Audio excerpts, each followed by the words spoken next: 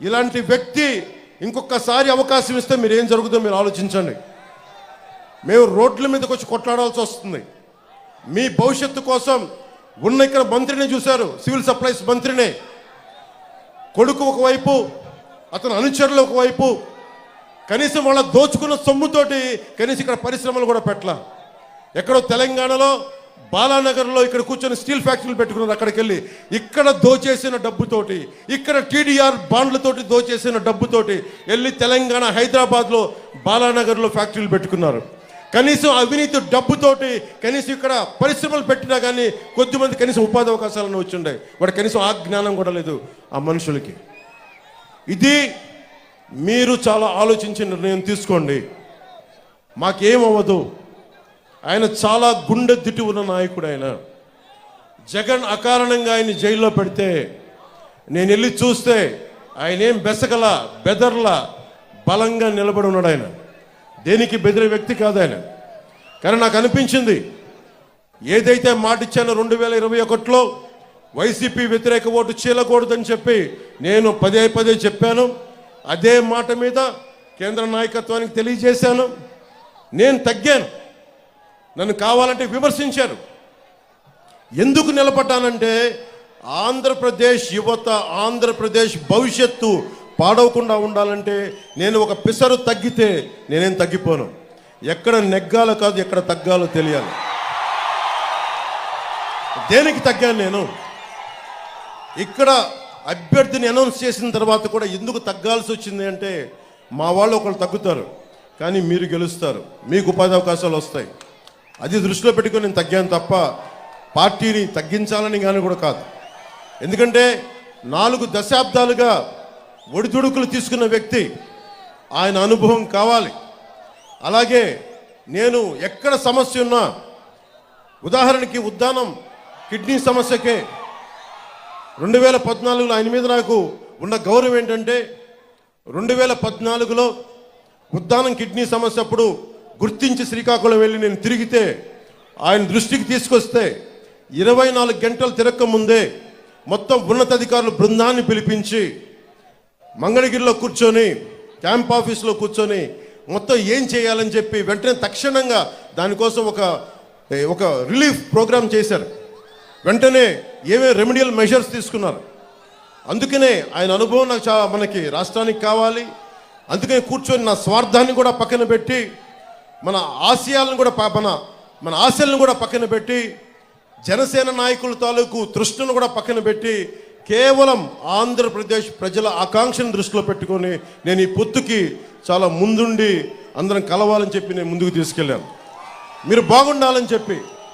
మీకు ఈ వ్యక్తి నేను నా నోట్లోంచి ఉచ్చరించేంత స్థాయి కూడా లేదు ఈ సివిల్ సప్లైస్ మంత్రికి.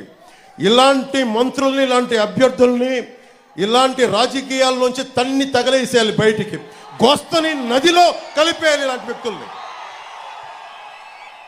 ఎంత అలుసు నీకు, ఎంత పొగరు నీకు, ఎంత అహంకారం నీకు, ఎంత దురహంకారం నీకు. రైతు ఏడుస్తా ధాన్యానికి మొలకలు వచ్చినాయి అంటే నువ్వు బూతులు తిడతావా?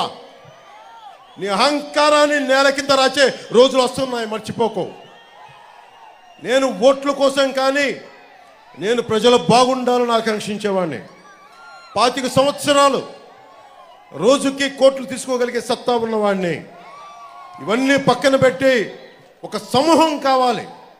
ఒక నదికి, ఒక దేశానికి ఒక నది చాలదు, ఒక దేహానికి ఒక రక్తనాళం సరిపోదు. అలాంటి 5 కోట్ల మంది ప్రజలకి ఒకళ్ళిద్దరు నాయకులు సరిపోరు. 3 పార్టీల బలమైన నాయకత్వం కావాలి.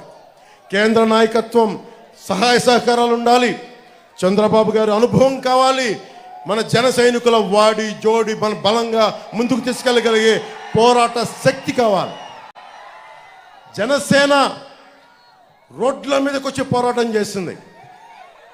ఈ మంత్రికి చెప్తా ఉన్నాను, నా జన సైనికుల మీద పడిన ఒంటి మీద పడ్డ దెబ్బ మేము మర్చిపోలేదు, గుర్తుపెట్టుకో.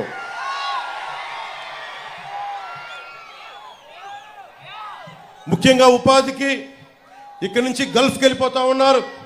కన్స్ట్రక్షన్ లేబర్ కానీ, కార్పెంటర్ వ్యవస్థ కానీ, వడ్రంగి వ్యవస్థ కానీ, అలాగే ఎడ్యుకేటెడ్ కూడా ఇక్కడి నుంచి వెళ్ళిపోతూ ఉన్నారు.